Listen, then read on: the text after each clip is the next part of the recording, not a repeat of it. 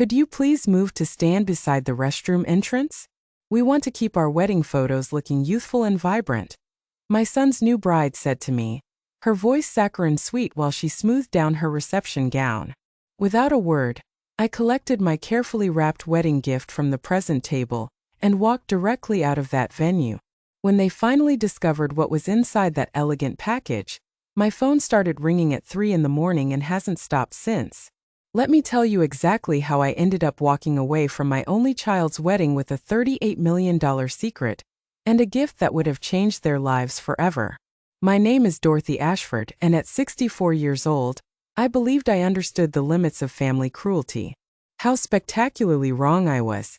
The story begins 3 weeks before Brandon's wedding to Vanessa Clark, a marketing professional whose smile was as perfectly crafted as her social media presence.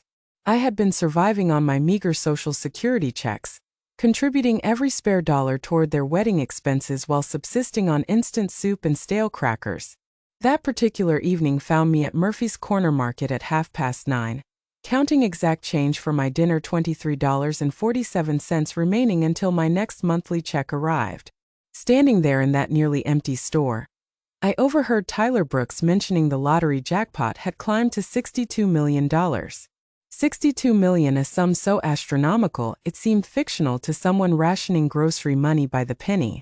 Perhaps it was remembering last week's family dinner, watching Vanessa flaunt her third designer handbag of the month, while I ordered the cheapest menu item.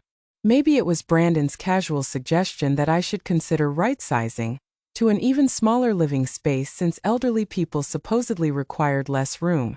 Whatever the impulse, I heard myself requesting one lottery ticket.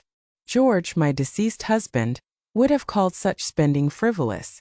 Dorothy, I could practically hear his voice. Gambling is for folks who have money to waste. But George had been gone 4 years, and clearly I had already lost everything meaningful anyway.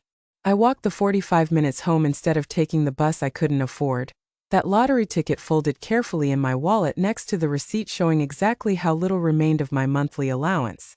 Saturday evening, I sat alone with my tea watching the lottery drawing the same way I experienced everything else in solitude, with the television volume low to avoid disturbing neighbors. When those numbers appeared on screen, I didn't trust my eyes initially. 7, 14, 21, 35, 47. Powerball 9. Every single digit matched my crumpled $5 ticket. $62 million. I remained motionless for 10 minutes, checking and rechecking, expecting to discover my mistake. But there was no error. Dorothy Ashford, the woman who walked everywhere to save bus fare and ate soup for dinner, had just won more money than I could spend in multiple lifetimes. The logical response would have been calling Brandon immediately to share this incredible news with my only family. Instead, I carefully placed that ticket in my jewelry box alongside George's wedding ring and my mother's pearl necklace, because suddenly I had conceived a very different kind of wedding present in mind. The state lottery office in downtown Springfield bore no resemblance to my expectations. Rather than something grand and celebratory, I found myself in a sterile government building with harsh fluorescent lighting and beige walls that suggested bureaucracy rather than life-changing fortune. "Congratulations, Mrs. Ashford," Carol Martinez, the claims officer, said pleasantly while processing my paperwork with the same efficiency she might use for a parking violation. "After federal and state taxes, your lump sum totals $38,400,000. Even reduced by taxation, the figure remained incomprehensible. I signed documents, provided identification, and listened to explanations about direct deposits and financial advisory services. Carol was professional and thorough, completely unaware she was processing the claim of someone who had been eating peanut butter sandwiches for dinner just days earlier. "I strongly recommend consulting with a financial advisor before making any major decisions," she said, sliding her business card across the desk. "This magnitude of money can be overwhelming, and we observe people making choices they later regret." I nodded appropriately, but my mind was already decided. For sleepless nights had provided ample time to plan exactly how I intended to handle this windfall, and overwhelming wasn't the word I would use.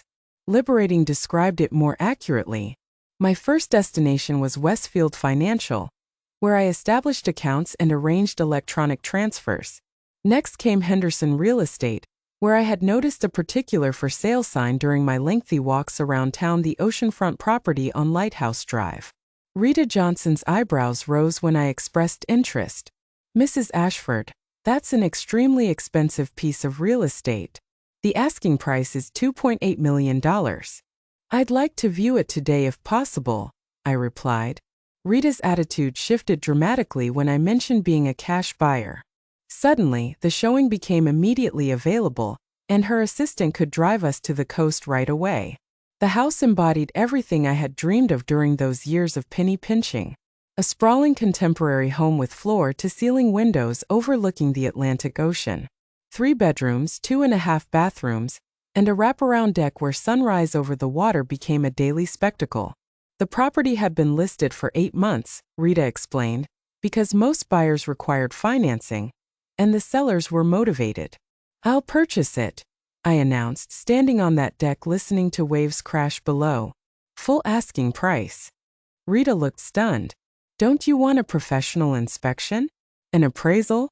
Comparable sales analysis? Unnecessary. I want to close as quickly as possible. While Rita handled what she kept calling the fastest sale in her company's history, I made 3 additional stops. First to Johnson Toyota, where I purchased a dependable Camry, nothing ostentatious, just reliable transportation. Then to Miller's Furniture, arranging for essential items to be delivered to both my current apartment and the beach house once ready. Finally, Pinnacle Bank, where I had them prepare a cashier's check for $3 million, payable to Brandon and Vanessa Ashford. This represents quite a substantial amount, the bank manager observed, triple-checking my account balance. Are you certain about this? Absolutely certain. The wedding remained 2 weeks away, but my preparations were complete. Brandon and Vanessa expected crystal wine glasses from their financially struggling mother-in-law. Instead, they would receive the deed to their dream home and a check that would eliminate every financial concern they had ever experienced. Literally, the keys to their ideal future. I spent those 14 days fantasizing about their expressions upon opening it, about Brandon's astonishment, Vanessa's speechless surprise, about finally being regarded as a blessing rather than a burden. I should have recognized that gratitude was foreign territory for people who had never learned appreciation. Brandon's wedding morning arrived with a mixture of excitement and nervousness I hadn't experienced in years. Today would transform me from the struggling mother-in-law counting pennies to the generous benefactor who solved their problems with one extraordinary gift. I had rehearsed this moment repeatedly, imagining the joy on their faces, tears of gratitude, perhaps even an apology from Vanessa for her sharper comments about my limited financial circumstances. The beach house deed and $3 million check sat beautifully wrapped in white paper with silver ribbon on my kitchen counter, like a promise of improved family relationships ahead. The ceremony was scheduled for 2 o'clock at St. Matthew's Episcopal Church, followed by reception at Riverside Country Club. I had splurged on taxi service both directions, no more arriving at important events with wind-blown hair from walking or carrying bus exhaust odors. Brandon appeared handsome in his tuxedo, standing at the altar with that confident smile that reminded me of his father. Vanessa was radiant in her designer gown, which cost more than I had spent on clothing in the previous 3 years combined. Watching them exchange vows, I felt that familiar surge of maternal pride, mixed with hopeful anticipation. This gift would revolutionize everything between us.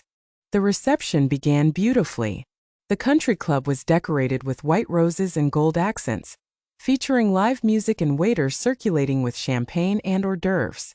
I located my assigned seat, table 12, toward the back with Brandon's elderly great-aunt and several family friends I barely recognized.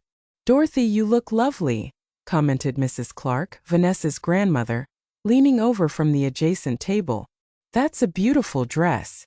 It was beautiful, the nicest garment I had owned since George's funeral. Navy blue with subtle beading, purchased specifically for this day when I would finally present my life-altering gift. I had even invested in new shoes and professional hairstyling. The initial hours passed pleasantly. Dinner was served, toasts were delivered, and I watched my son dance with his new wife, both glowing with happiness. I kept glancing toward the gift table where my white box sat among dozens of others, anticipating the moment they would open presents and discover what their struggling mother-in-law had actually provided. That's when Vanessa approached my table. She looked stunning, having changed from her ceremony gown into a sleek reception dress that probably cost more than my monthly rent. Her smile was picture perfect as she leaned down to address me. "Dorothy, could I ask a tiny favor?" "Of course, dear. Anything for you on your special day. The photographer wants to capture some family photos by the main entrance, and the lighting there is absolutely perfect. But the thing is..." She paused, her smile never faltering. "Could you stand near the restroom area instead? I mean, with your age and everything, we're trying to maintain the photos looking young and fresh for social media. You understand, right?" Her words struck me like ice water. Around the table, conversation ceased. Mrs. Clark's fork froze halfway to her mouth. Great Aunt Margaret actually gasped. But Vanessa's smile remained perfectly positioned, as if she had just requested I pass the salt rather than essentially declaring me too old and unsightly for her precious photographs. "I understand perfectly," I replied, my voice steady despite the humiliation burning in my chest. I stood up, walked to the gift table, and collected my white box with its silver ribbon. Then I walked past the shocked faces, past the photographer arranging equipment by the entrance, past my son who was adjusting his tie and completely oblivious to what had just occurred. I walked out of that reception hall carrying the keys to their dream house and $3 million in cash. For the first time in years, I felt absolutely powerful. The taxi driver kept glancing at me in the rearview mirror during our 15-minute journey back to my apartment. I suppose it wasn't typical for him to collect a wedding guest carrying a gift box and departing before the cake cutting. "Everything all right?" he asked as we pulled up to my building. "You sure you don't want to return?" "I'm exactly where I need to be," I told him and meant every word. Back in my studio apartment, I settled into George's old recliner, the single piece of furniture I had retained when forced to sell our house, and placed the unopened gift box on my coffee table. Inside were the deed to a $2.8 million oceanfront home and a check for $3 million. Outside that box was a daughter-in-law who considered me too old and decrepit to appear in her wedding photographs. The irony was almost humorous. Almost. I prepared tea and waited. 8:30 brought the first phone call. "Mom." Brandon's voice sounded strained, confused. "Vanessa mentioned you left early. Are you feeling okay? Did something happen?" "I'm feeling better than I have in years, actually. But you missed the cake cutting, the bouquet toss, everything. People were asking where you went." I sipped my tea, gazing at that white box.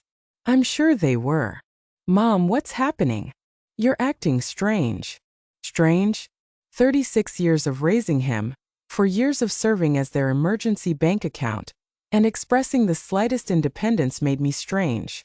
"Brandon, did your wife explain why I left?" Pause. "She said you seemed upset about something, but she didn't know what. She feels terrible, Mom. She's worried she did something wrong. She feels terrible. She's worried." But apparently, she hadn't mentioned the part about banishing me to the restroom area so I wouldn't contaminate their photographs with my advanced age of 64. "Tell Vanessa not to worry. I'm sure she'll understand everything soon enough." "What does that mean?" "It means you should go enjoy your honeymoon, Brandon. Congratulations on your marriage." I hung up before he could respond. 20 minutes later, the phone rang again.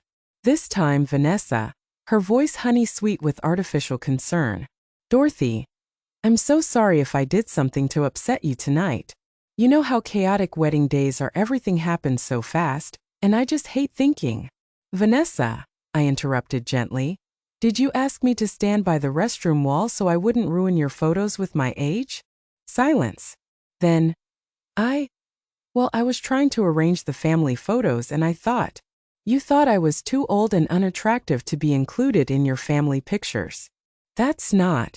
I mean, I was just trying to organize things, and the photographer said, "The photographer told you to hide the elderly relatives?" Another pause. "Dorothy, you're taking this completely wrong. I was trying to be helpful, to make sure everyone looked their best." "I looked my best tonight, Vanessa. I spent money I couldn't afford on a dress, shoes, and professional hairstyling, so I'd be presentable for your special day. Apparently, my best wasn't good enough. Dorothy, please don't be so sensitive. It was just about the composition of the photos, not about you personally. Sensitive. There it was, the word that had followed me through 4 years of widowhood. Every time I had expressed hurt or disappointment at their treatment. Too sensitive when they forgot to invite me to Brandon's birthday dinner. Too sensitive when they canceled Christmas plans at the last minute. Too sensitive when Vanessa made comments about people on fixed incomes needing to adjust their expectations. You're absolutely right, I said calmly. I'm being too sensitive. Thank you for the reminder. So you understand?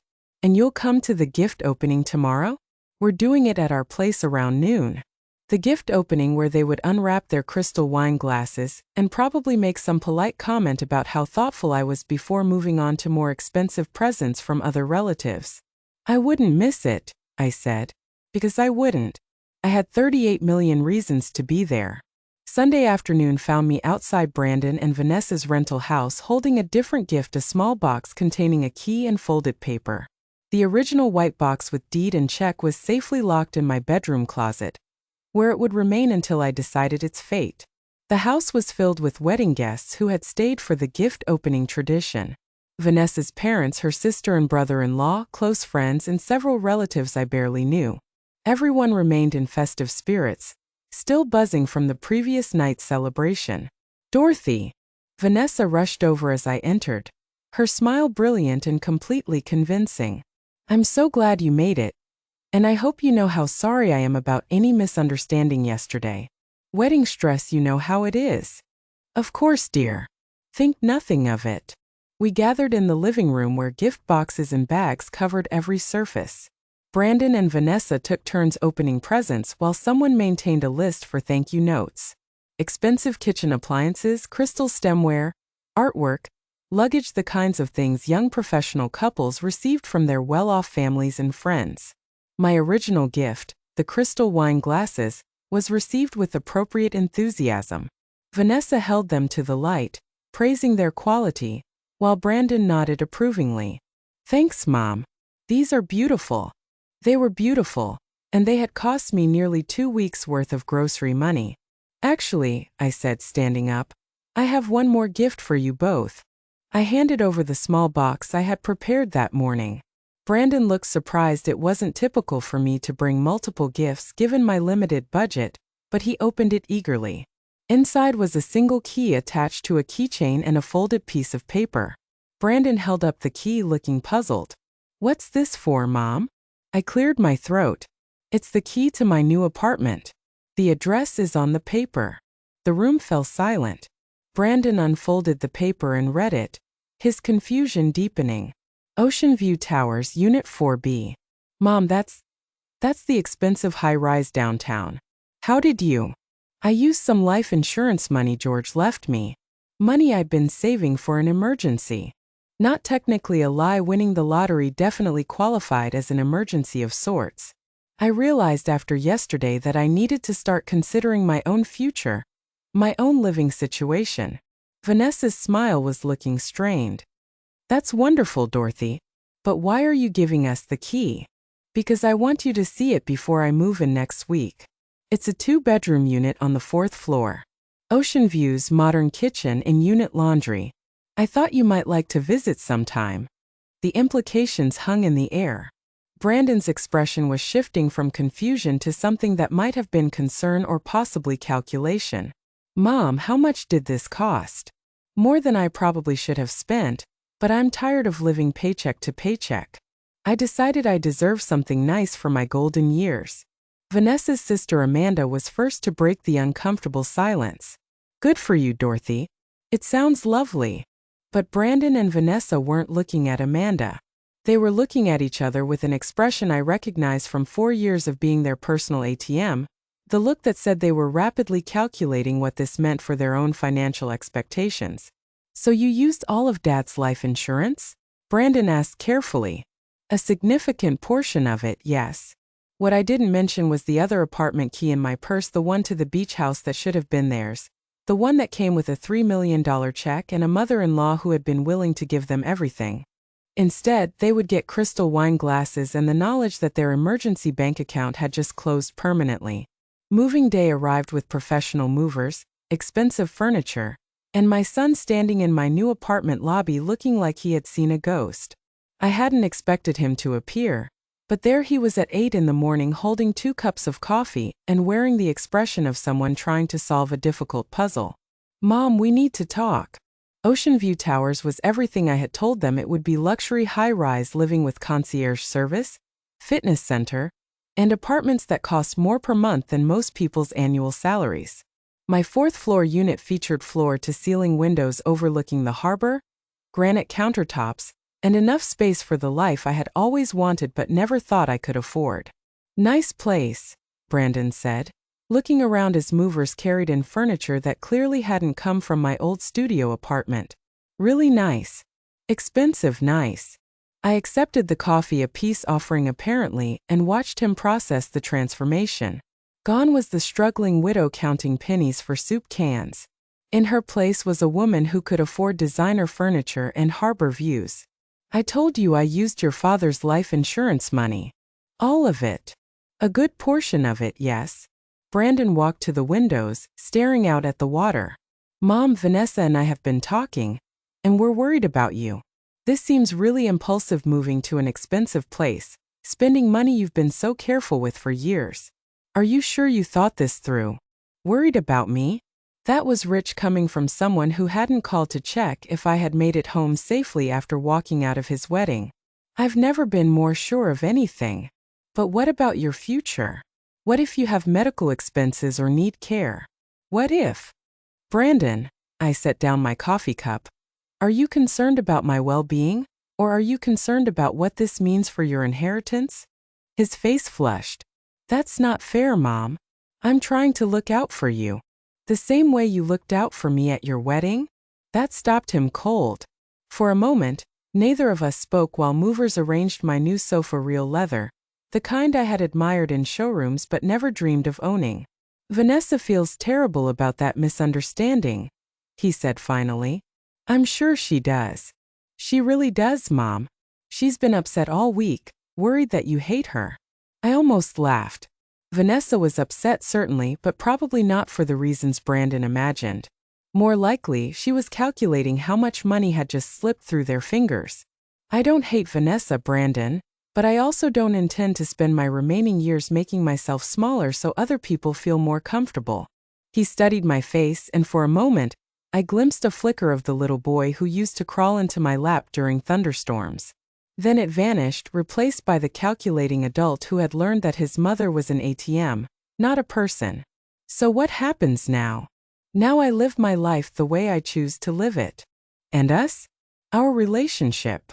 I looked at my son, this man I had raised and sacrificed for, and loved unconditionally for 36 years, and felt something shift inside me. Not love dying, but expectations finally being buried. "That depends entirely on whether you want a relationship with me, or just access to whatever money you think I have left." The silence stretched between us while movers arranged furniture, and my new life took shape around us. Finally, Brandon picked up his coffee cup. "I should go. Let you get settled." After he left, I stood at those floor-to-ceiling windows looking out at a view that cost more per month than I had previously spent per year, and felt absolutely no guilt whatsoever. Because this was just the beginning. 2 weeks later, Vanessa appeared at my door with homemade cookies, and an apology that sounded like she had rehearsed it multiple times. I let her in, offered coffee, and watched her eyes catalog every expensive detail of my new apartment. "Dorothy, I owe you a huge apology for my behavior at the wedding. I was so stressed and I said things that came out completely wrong. The last thing I ever wanted was to hurt you." She was skilled, I'll give her that. The right amount of regret in her voice, tears that appeared genuine, body language that screamed remorse. If I hadn't spent 4 years watching her manipulate my son, I might have been convinced. "Apology accepted, dear." Her relief seemed authentic. "I've been sick about it, Dorothy. Absolutely sick. Brandon said you thought I was calling you old or ugly, and I swear that's not what I meant at all." What did you mean? She set down her coffee cup and leaned forward, the picture of earnest sincerity. I was trying to arrange people by height for the photos. You know how photographers are about composition. I thought if the shorter people stood in one area and the taller people in another. By the bathroom wall? Well, yes, but only because the lighting was better there. Not because of your age or anything like that. I would never. The explanation continued, clearly a prepared speech she was determined to deliver completely. She considered me real family now. She wanted to have me over for dinner, just the three of us, to clear the air and start fresh. Dinner at their house where they could interrogate me about my sudden financial upgrade without witnesses. That's very thoughtful. Saturday night? I'll make that pot roast you complimented at Easter. I had complimented it out of politeness, not because it was actually good. Vanessa's cooking skills were as artificial as her apologies. I'm afraid I have plans Saturday night. Oh. She looked disappointed. What about Sunday then? I'm busy Sunday as well. Next weekend. Vanessa, I appreciate the invitation, but I'm finding that my calendar is quite full these days. That wasn't entirely accurate. I spent my evenings reading, walking on the harbor promenade, or sitting on my balcony watching boats come and go. But for the first time in years, my solitude felt like choice rather than abandonment. Full with what? The question slipped out before she could stop it, revealing the real reason for this visit. She wanted to know what I was doing, where I was going, who I was spending time with, and most importantly, who else might have access to whatever money I had suddenly acquired. Various things. I'm exploring my options.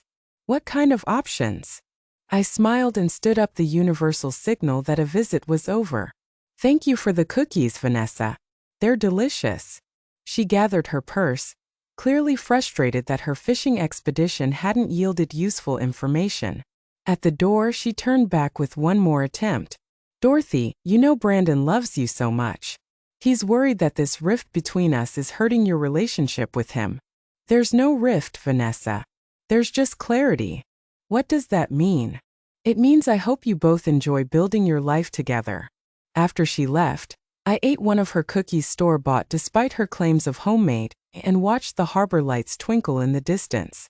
24 days until they would realize exactly how much clarity I had gained, because the beach house closing was scheduled for next month. When it did, everything would become crystal clear. The private investigator's report arrived on a Tuesday morning, delivered by courier to my apartment. I had hired Monica Stevens the week after Vanessa's visit, partly from curiosity and partly from self-preservation. If they were digging into my finances, I wanted to know what they might discover. The report was thorough and enlightening. Brandon and Vanessa had indeed hired their own investigator to trace my sudden wealth. They had discovered the new apartment, the car purchase, and the furniture upgrades. What they hadn't discovered was the lottery ticket or the beach house purchase. More interesting were the financial details Monica had uncovered about their own situation. Despite Brandon's recent promotion and their comfortable lifestyle, they were living paycheck to paycheck, credit card debt, student loans, and a mortgage that consumed nearly half of Brandon's income. They had been counting on my eventual death to solve their financial problems. The phone calls had started 3 days ago, subtle at first. Mom, I was wondering if you'd looked into long-term care insurance. At your age, it's probably getting expensive. Have you updated your will recently? With the apartment and everything, you should probably review your beneficiaries. Vanessa mentioned that her grandmother had a great financial advisor who specializes in retirement planning for seniors. Maybe you should talk to someone professional about managing your assets. Assets, beneficiaries, long-term care insurance. They weren't even attempting subtlety anymore. This morning's call was Brandon again, his voice carrying that forced casualness I had learned to recognize. Mom, I hate to bring this up, but our investigator friend mentioned that someone might have won the lottery recently. Someone local. Isn't that crazy? Can you imagine suddenly having all that money? My coffee cup paused halfway to my lips. Investigator friend? Oh, you know Derek Coleman from high school? He's a private investigator now. We were just talking and he mentioned this lottery thing. Weird coincidence, right? They knew maybe not everything, but they knew enough to be asking the right questions. Very weird, I agreed. The thing is, if someone did win that much money, they'd probably want to be careful about who they told. You know how people can get when there's that much cash involved: friends, family, everyone suddenly needs help with something. The irony was breathtaking. My own son was warning me about family members who might take advantage of lottery winners. That's very wise advice, Brandon. So, hypothetically, if you knew someone who'd come into money suddenly, you'd tell them to be really careful about who they trust, right? Absolutely. I'd tell them to be especially careful about family members who had already shown they view them as a source of money rather than a person worthy of respect. Silence on the other end. Mom, what are you saying? I'm saying that if someone won the lottery, they'd probably want to make sure their gifts went to people who appreciated them for reasons beyond their bank account balance. Are you? Mom, did you win the lottery? I looked out my Harborview windows at the life I had bought with my winnings, then at the beach house deed sitting in my desk drawer, the deed that should have been their wedding present. I think this conversation has gone on long enough, Brandon. Mom, wait. I hung up and turned off my phone, because tomorrow was the day I had been waiting for. Tomorrow, the beach house purchase would be finalized, the $3 million check would be deposited, and my preparations would be complete. Tomorrow I would give them exactly what they deserved. The beach house exceeded everything I had dreamed of and more. Standing on the wraparound deck at sunrise, watching dolphins play in the waves beyond my private beach, I understood why people said money couldn't buy happiness. It couldn't, but it could buy freedom from people who made you unhappy. I had been living here for a week, having quietly moved my most important possessions while keeping the downtown apartment as a decoy. Let Brandon and Vanessa drive by Ocean View Towers, looking for signs of my daily routine. Let them wonder how often I was home, who I was seeing, what I was planning. My phone had been buzzing constantly since our last conversation: calls, texts, voicemails that grew increasingly desperate as they realized I wasn't answering. Finally, yesterday, Vanessa had appeared at the downtown apartment. According to the doorman, who had been well compensated for his discretion, she had waited in the lobby for 3 hours. This morning she tried a different approach. The text message was a masterpiece of manipulation. Dorothy, Brandon is in the hospital. Please call immediately. I called the hospital directly. No, Brandon Ashford admitted. No emergency room visits. Nothing. So I called her back. Dorothy, thank God. Brandon collapsed at work, and they rushed him to Springfield General. Can you meet us there? Vanessa, I just called Springfield General. Brandon isn't there. Silence. Then, well, maybe they transferred him. Or maybe I misheard the name of the hospital in all the confusion. Brandon isn't in any hospital, Vanessa. More silence. We need to talk, Dorothy. Face to face. There are things you don't understand. Such as the fact that you winning the lottery affects more people than just you. There it was, the mask finally slipping completely off. How does my winning the lottery affect you, Vanessa? Because we're family. Because we've been counting on you. Planning around you being part of our financial future. Because Brandon is your only son, and you can't just cut us out because of one stupid comment I made at our wedding. One stupid comment. Yes. One comment that I've apologized for 100 times, and you're acting like I committed some unforgivable sin. It's not fair, Dorothy. It's not fair to punish us forever because I misspoke one time when I was stressed. I walked to my beach view windows, watching waves crash against rocks that belong to me now. You're right, Vanessa. It's not fair to punish you for one comment. Thank you. I knew you'd. Which is why I'm not punishing you for the comment. Then what? I'm punishing you for thinking that comment would work. For believing you could humiliate me publicly and then manipulate me privately. For 4 years of treating me like an ATM with legs. For raising my son to believe that his mother exists to solve his financial problems. For assuming that blood relation gives you the right to my money, but not the obligation to treat me with basic human decency. Her voice turned cold, calculating. You know what, Dorothy? Maybe you're right. Maybe we did take you for granted. But you need us more than we need you. You're a 64-year-old woman with no friends, no life, No family except us. What are you going to do with all that money? Sit alone in your fancy apartment until you die. I smiled, looking out at my private beach, my infinity pool, my 3-bedroom house that should have been their wedding present.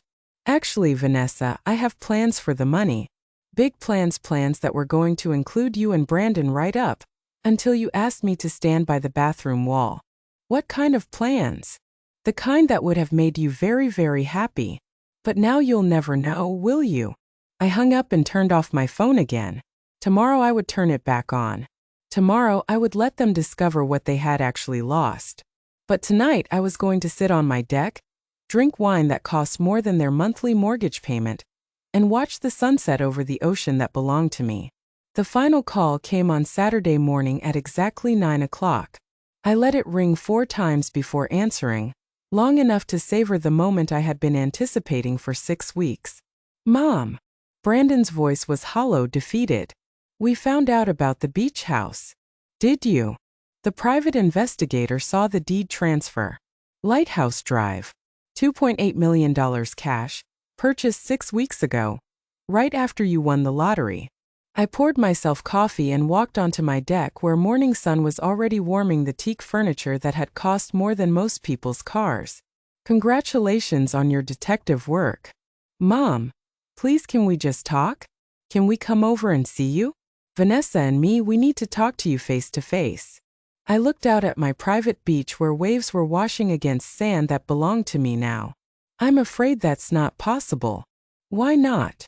Because, Brandon, you'd have to be invited first. And people who think I'm too old and unattractive for family photographs don't get invited to my home. Mom, that was a mistake. No, Brandon. A mistake is spilling coffee on someone's shirt. What happened at your wedding was a choice that revealed exactly how you and your wife view me. So what are you saying? That you're cutting us off completely? That you're going to sit in that house by yourself and pretend we don't exist? I smiled, remembering Vanessa's similar accusation about sitting alone in my apartment. They really couldn't imagine that a woman my age might have plans beyond serving their needs. Actually, I won't be alone. I'm starting a foundation for elder financial abuse. Apparently, it's more common than I realized, adult children manipulating their parents, treating them like personal banks, isolating them from other relationships so they're completely dependent on family approval. Silence on the other end. I'm also considering writing a book about what it's like to win the lottery at 64. About the relationships that change when money enters the picture. About learning to set boundaries with adult children who've forgotten how to be grateful. Mom! But here's the truly interesting part, Brandon. Want to know what your wedding present was actually going to be? What do you mean? I walked to my desk and pulled out the original gift, the white box with silver ribbon that I had carried out of his wedding reception. Inside were the beach house deed and cashier's check for $3 million, both made out to Brandon and Vanessa Ashford. I had wrapped up the deed to this house and a check for $3 million, both made out to Brandon and Vanessa Ashford. I was going to give you everything: the house, the money, the solution to all your financial problems. I was going to keep just enough for myself to live comfortably and give you the rest. The silence stretched so long I thought the call had dropped. You're lying, he finally whispered. The deed is still made out to both of you. The check is still signed. Both sitting in a box wrapped in white paper with silver ribbon, exactly as they were the night you got married. Mom, please. I was so excited to see your faces when you opened it. I imagined your joy, your gratitude, maybe even an apology from Vanessa for some of her sharper comments over the years. I spent 2 weeks fantasizing about becoming the generous mother-in-law who solved all your problems with one incredible gift. We can fix this. But instead, your wife decided I was too old and ugly for your precious photographs. And you, Brandon, you stood there and let it happen. I didn't know. You didn't know because you weren't paying attention to your mother. You were paying attention to your social media photos and your reception timeline and everything except the woman who had raised you and sacrificed for you, and was about to give you everything she had. I could hear crying now, whether Brandon or Vanessa, I couldn't tell. So here's what's going to happen. I'm keeping the house, the money, and my dignity.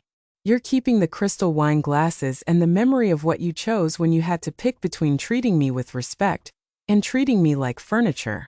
Mom, wait.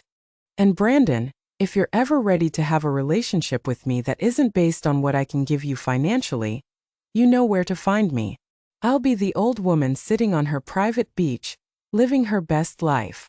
I hung up and turned off my phone. Then I walked onto my deck, looked out at the Atlantic Ocean that stretched endlessly toward the horizon, and smiled. Because sometimes the best revenge isn't getting even. Sometimes it's getting everything. If this story resonated with you, I'd appreciate it if you'd subscribe and share your thoughts in the comments below. Sometimes the most powerful thing we can do is simply refuse to accept being treated as less than we deserve.